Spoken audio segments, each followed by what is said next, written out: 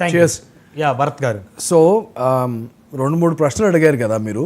అవును, బషీర్ గారు కూడా అడిగారు. ఐ థింక్ బషీర్ గారి శ్రోతలకు కూడా ఇది తెలవాల్సిన అవసరం చాలా ఉంది.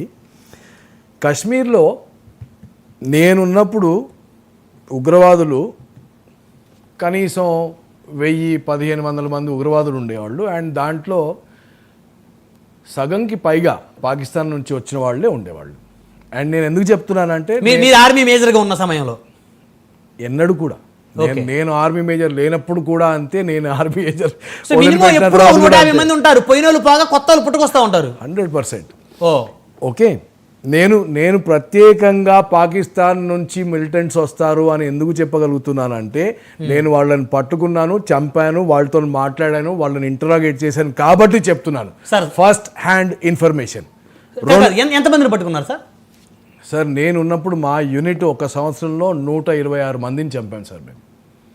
సార్, వాళ్ళతో మీరు మాట్లాడితే అసలు ఏంటి వాళ్ళ సిద్ధాంతం ఏంటి, ఎందుకు ఇంత మారణ హోమానికి వారు తెగబడుతున్నారని ఏమన్నా వారిని ఇంట్రాగేషన్లు ఏమన్నా చెప్పించారు సార్? వీళ్ళంతా చిన్నప్పటి నుంచి హఫీజ్ సయీద్ లాంటి వాళ్ళు ఉంటారు పబ్లిక్గా. మీకు నేను చెప్తే విచిత్రంగా ఉంటుంది. పాకిస్తాన్లో మనకి మీ ఆఫీస్లోకి వచ్చి ఒక దరఖాస్తు ఇచ్చుకొని నేను మీ దగ్గర ఉద్యోగం చేయాలని అనుకుంటున్నట్టు లష్కరే తోయబా ఆఫీసులు, జైష్ మొహమ్మద్ ఆఫీసులు కరాచీలో, ఇస్లామాబాద్లో ఉంటాయి. సో ఎవరన్నా కానీ నేను హీరోను కావాలి, వాడికి చదువు ఉండదు, వాడికి డబ్బు ఉండదు, వాడికి జీవనోపాధి ఉండదు, కానీ హీరో అవ్వాలనుకుంటాడు. ఈ 3 ఉన్నవాడు నేను జిహాద్ చేస్తానని అప్లికేషన్ ఫామ్ పెట్టుకుంటే, అప్లికేషన్ ఫామ్ పెట్టుకొని వాడిని బార్డర్ దగ్గర పంపిస్తారు. బార్డర్ దగ్గరకు వచ్చాక వాడికి 30 రోజులు పాకిస్తాన్ ట్రైనింగ్ ఇస్తుంది. 30 రోజులు ట్రైనింగ్ ఇచ్చాక ఒక AK-47, 4 మ్యాగజైన్లు, 120 రౌండ్లు, ఒక వాచి, 3000 రూపాయలు ఇచ్చి బార్డర్ క్రాస్ చేసి ఇండియాకి పంపిస్తారు. అండ్ ఎవడో చెప్పింది కాదు, నేను పట్టుకున్న వాడు చెప్పిన ఉదంతం చెప్తున్నాను నేను మీకు ఇది. Okay, and it is a continuous supply chain. Continuous అంటే ఇక్కడ చచ్చిపోతుంటారు, అక్కడి నుంచి పంపిస్తుంటారు, ఇక్కడ చచ్చిపోతుంటారు, అక్కడి నుంచి పంపిస్తుంటారు. రైట్? అంటే దీనికి పాకిస్తాన్ ఆర్మీకి కానీ పాకిస్తాన్ ప్రభుత్వానికి కానీ ఏం లింక్స్ ఉండే అవకాశం? 100% అండి. అక్కడ ట్రైనింగ్ అవుతోంది 150 మందికి అంటే పాకిస్తాన్ కళ్ళ ముందే జరుగుతోంది కదా, వాళ్ళ భూభాగంలోనే జరుగుతోంది కదా. సో వాళ్ళు ఎంకరేజ్ చేస్తున్నారు. అవును, డౌట్ ఏమో సార్. ఇంకో పాయింట్ మీరు చెప్పాల్సింది ఏంటంటే, విదేశాల దగ్గర అడుక్కున్న పైసలు వాళ్ళు దీనిలోనే పెడుతున్నారు. సో వాళ్ళకి ఇట్స్ ఇండస్ట్రీ అండి, దట్ ఓన్లీ ఇండస్ట్రీ. రెండే ఇండస్ట్రీలు జైళ్ళలో ఎవరికైతే 20 జైళ్ళలో ఎవరికైతే శిక్ష పడుతుందో వాడు వస్తాడు, పనికిరానివాడు. ఇది పాకిస్తాన్ జైల్లో శిక్ష పడ్డవాడు వాడు ఉన్మాదిగా మారి, తీవ్ర ఉగ్రవాదిగా మారి వాళ్ళ ద్వారా శిక్షణ పొంది వస్తాడు. మారణ అవసరం లేదు. 20 ఏళ్ళు ఇక్కడ ఎందుకుంటారా, 3000 ఇస్తాను, ఏళ్ళు అక్కడ వెళ్ళి చావు అంటే హీరో అవడానికి వస్తాడు. రైట్? అంటే ఇది పూర్తిగా పాకిస్తాన్ ప్రభుత్వం అండర్లోనే జరుగుతుంది, వాళ్ళకి తెలిసే జరుగుతుంది. 100% అండి. నేను అందుకోసమే బలంగా చెప్తున్నాను, ఇది మీ ప్రధానమైన ప్రైమ్ ఎనిమీ ఈజ్ పాకిస్తాన్ అని అందుకోసమే చెప్తున్నాను. హఫీజ్ సయీద్ ఇవాళ పుట్టి చచ్చిపోతాడు, రేపు ఇంకోటి వచ్చి పుట్టి చచ్చిపోతాడు, ఇంకోడు వస్తాడు. ఎవరు సపోర్ట్ చేస్తున్నారు అంటే వాళ్ళు వస్తూనే ఉంటారు. ఎస్, మీరు పాకిస్తాన్ ఉన్నంత వరకు వాళ్ళు వస్తూనే ఉంటారు. This is truth. నా సెకండ్ నేను చెప్తాను. బషీర్ గారు అన్నారు ఇంతకుముందు, పాకిస్తాన్లో బలూచిస్తాన్లో ప్రాబ్లమ్స్ ఉన్నాయి అంతర్గతంగా, వాళ్ళ ప్రజలు కూడా తీవ్ర నిరాశతో అసంతృప్తితో ఉన్నారు ఆ ప్రభుత్వం మీద అన్నారు. అదంతా కరెక్టే అండి. మీ ఇంట్లో నిరాశ నిస్పృత ఉంటే నా ఇంటికి వచ్చి చంపుతారా ఎవరన్నా? అంటే ఇది ఒక లాజికల్ రీజనింగ్ కూడా ఎలా అవుతుంది? నీ ఇంట్లో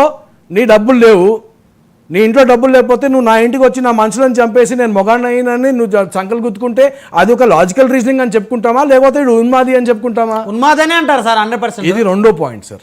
సరేనా? 3వ పాయింట్, ఏ మతోన్మాదం కూడా ఎక్కడ కూడా ఇన్సర్జెన్సీ అనేది సక్సెస్ఫుల్ అవ్వాలంటే అక్కడ డబ్బులు ఉండకూడదు, జీవనోపాధి ఉండకూడదు, యూత్కి జాబ్స్ ఉండకూడదు.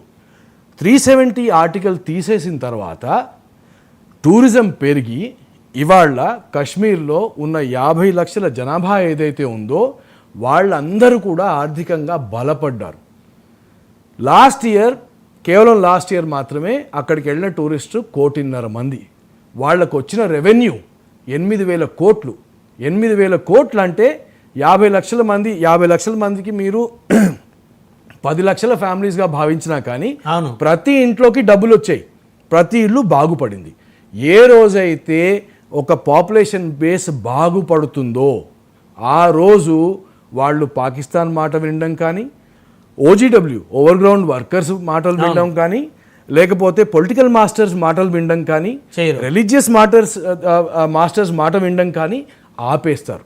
ఎందుకంటే వాళ్ళు హ్యాపీగా ఉన్నారు, వాళ్ళ ఫ్యామిలీస్ హ్యాపీగా ఉన్నాయి. కరెక్ట్. సో ఈ పవర్ ఎవరికైతే కావాలో, ఈ 4 హెడ్స్ నేనైతే చెప్పాలో వీళ్ళందరికి కూడా ఏం కావాలి, నా మోచేతి నీళ్లు తాగేటప్పుడే వీడు నా మాట వింటాడు. అవును, రైట్, లేకపోతే అవసరం లేదు. సో దెబ్బ ఎప్పుడు కొట్టారు? మోడీ ఎక్కడో పర్యటనలో ఉన్నప్పుడో ఎలక్షన్లప్పుడో కాదు దెబ్బ కొట్టింది. నేను ఇంకో లాజిక్ ఇస్తాను బషీర్ గారికి. దెబ్బ కొట్టింది సమ్మర్ హాలిడేస్ ఇంకా 3 రోజుల ముందు స్టార్ట్ కావాలి అన్నప్పుడు దెబ్బ కొట్టారు. ఫుల్ బుకింగ్స్ అయినప్పుడు దెబ్బ కొట్టారు. సో ఇంకెవరు వెళ్ళరు ఇప్పుడు కాశ్మీర్, ఇంకా వెళ్ళే పరిస్థితి లేదు. వెళ్ళకపోతే నెక్స్ట్ 3 నెలల్లో ఏం జరుగుతుంది? ఏ ఇంటికి డబ్బులు రావు. వాళ్ళు లోన్స్ తీసుకున్నారు, వెహికల్స్ కోసం లోన్స్ తీసుకున్నారు, షికారా కోసం లోన్స్ తీసుకున్నారు, వాళ్ళు ఏదైతే అడ్వెంచర్ యాక్టివిటీస్ చేస్తున్నారో దానికోసం లోన్స్ తీసుకున్నారు. వీళ్ళంతా పాకిస్తాన్ కాశ్మీర్లో ఉన్న ప్రజలు, రైట్, వాళ్ళందరి ఎకానమీ ఇప్పుడు అల్లకల్లోలం అవుతుంది. ఎప్పుడైతే మీ ఎకానమీ అల్లకల్లోలం అవుతుందో అప్పుడే మీరు ప్రైమ్ టార్గెట్స్ ఇన్సర్జెన్సీకి. సో ఇప్పుడు ప్రశాంతంగా బతుకుతున్నటువంటి ఆ కాశ్మీర్లోని కొంతమంది ముస్లింలను కూడా వారి ఆలోచనల్ని మార్చి వాళ్ళను కూడా ఉగ్రవాదులుగా తయారు చేయలేని కుట్రకి పాకిస్తాన్ తెరలేపింది. ఇది ప్రజలకి తెలవాల్సింది, రైట్. ఇప్పుడు ఆయన అన్నారు నేను హిందువులు అంటే బషీర్ గారికి he said and he's right, హిందువులు అనుకోవద్దు, భారతీయులు, రైట్. ఈ 26 మంది భారతీయులను ఉచకోత కోయడంతో జరిగిన నష్టం మనకంటే, అంటే ఈ లోకల్ మనం భారతదేశం నుంచి వేరే స్టేట్ నుంచి కాశ్మీర్కి వెళ్ళిన వాళ్ళకి కాదు, అన్నిటికంటే ఎక్కువ డ్యామేజ్ జరిగింది కాశ్మీరీ లోకల్స్కి. నేను చనిపోతే ఒక్క రోజులో గోలీ ఇక్కడ తాకి చనిపోతాను, వాళ్ళు ఇప్పుడు 6 నెలలు చేస్తారు.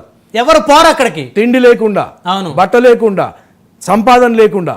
అప్పుడు మళ్ళీ ఇంకెవరో వచ్చి చూసారా కాశ్మీర్ని మీరు ఎక్కడికో డెవలప్మెంట్ తీసుకుంటామన్నారు, ఎక్కడో అట్టడుకు వెళ్ళిపోయింది అని.